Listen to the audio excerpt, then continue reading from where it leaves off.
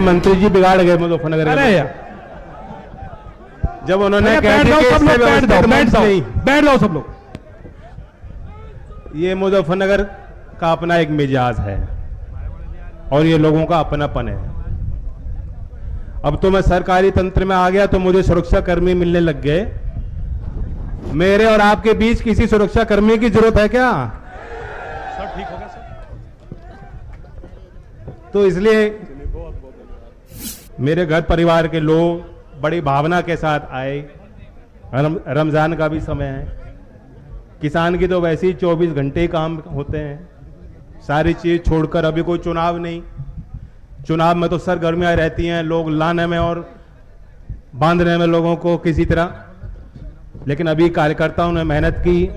राज्यपाल जी लगातार निरंतर इस कार्यक्रम के लिए पूछते थे और इतनी लंबी यात्रा हम लोगों को तय करनी पड़ी कि 2004 से जो निर्माण हो गया, अब उसका अनावरण माननीय मंत्री उत्तर प्रदेश स्वतंत्र देव जी के हाथों, हमारे मुजफ्फरनगर के 2 मंत्री, और मैं तो कहूंगा कि आपका आशीर्वाद मिला तब यह कार्यक्रम आज संभव हुआ।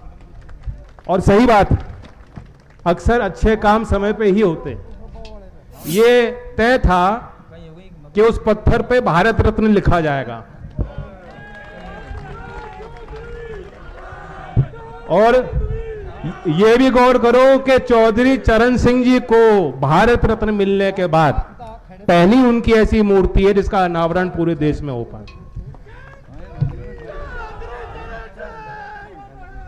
स्वतंत्र देव जी ने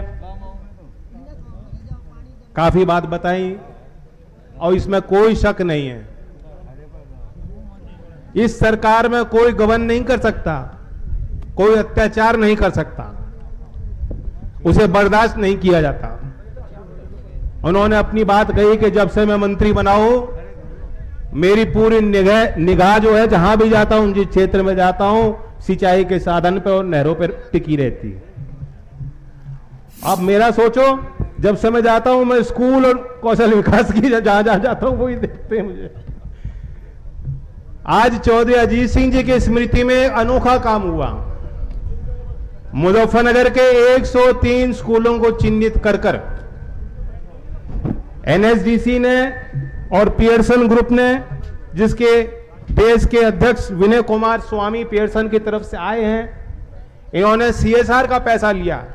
शिक्षा विभाग का एक पैसा नहीं लग रहा कार्यक्रम में, और 103 स्कूलों में जो देश के शायद पहले सॉफ्टवेयर इंजीनियर थे, बाद में राजनीतिक क्षेत्र में आपके आशीर्वाद से आए, लंबी यात्रा उन्होंने आपने मिलकर तय की।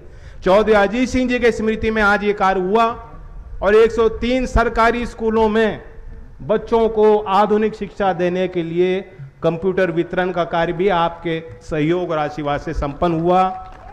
पहले चरण में 1,62,00,000 की लागत से ये कार्य हो रहा है। फिर दोहराता हूं कि शिक्षा विभाग का 1 रुपया नहीं लगा है, एनएसडीसी और पियर्सन ग्रुप ने पैसा दिया है, ये दानदाता हैं। और इसका दूसरा चरण जब समाप्त होगा तो लगभग 4 करोड़ रुपए इसमें लगाए जाएंगे। चौधरी अजीत सिंह जी यही चाहते थे कि देश के बुनियादी ढांचा में भार उठाने वाला किसान और कामगार, उसकी अगली पीढ़ियां मजबूरी में ना रहें, उन्हें गुर्बत ना देखनी पड़े, देश के आधुनिक मुख्यधारा में वो अपनी गिनती बनाएं और वो आगे बढ़ें। इसी कार्य में आज के समय पे आप जानते हैं, जो टोपी और पगड़ी पहने वाले लोग, पुराने लोग कार्यकर्ता बैठे हैं, आप जानते हैं, इनमें से कितने ऐसे हैं किसान भाई, अगर इनसे पूछा जाए कि आपकी अगली पीढ़ी भी खेती करे, बताओ राजी हो कि नहीं? ये तो फिर भी राजी हो जाएंगे, अगली पीढ़ी में कोई खेती करना नहीं चाहता। बहुत परिश्रम का जीवन है, बहुत कठिन जीवन है।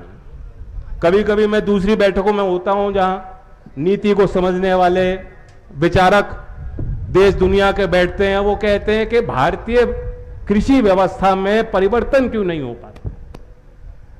हमें मालूम है कि जिस पैदावार में उत्पादन समय के साथ घट रहा है, तो दूसरी फसल क्यों नहीं लेते किसान? मैंने बोला कि तुम्हें मालूम है अधिकतर काश्तकार जो है किसान है वो 2 बीघे से कम उनकी मालिकाना जमीन है। जोड़ जाड़ के किसी ने बटई पे ज्यादा जमीन कर लियो तो कर लियो, घर में खसरा कतौनी में किसी की इतनी भी नहीं लिख रही। और आप सोच रहे हो कि वो किसान जहां मंडी की व्यवस्था विकसित ना हो, खरीदने वाले बड़े व्यापार उनके बीच के ना हो और व्यापार की कड़ियों में कोई दखल अंदाजी देख रेख किसान की ना हो, आप सोचते हो कि किसान जोखिम लेगा? नहीं लेने का। और ये चौधरी अजीत सिंह जी के एक बहुत बड़ी उनकी उपलब्धि है, कृषि आधारित उद्योग को हमारे प्रदेश और देश में स्थापित करने के लिए। वरना आज जो गन्ने की बात हो रही थी और मिल की शिकायत लोग मुझे कर रहे थे, बुढ़ाना मिल क्षेत्र की, मुझे मालूम है ऐसी कोई आपका दर्द पीड़ा नहीं जो मैं नहीं समझता हूं।